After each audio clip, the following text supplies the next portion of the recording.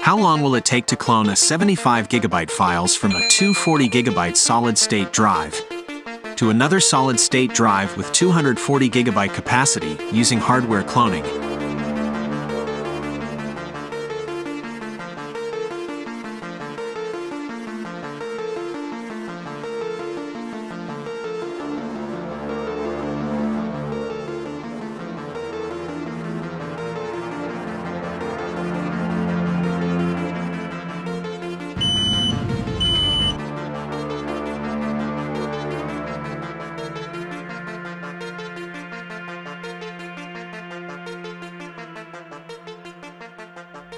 It's done.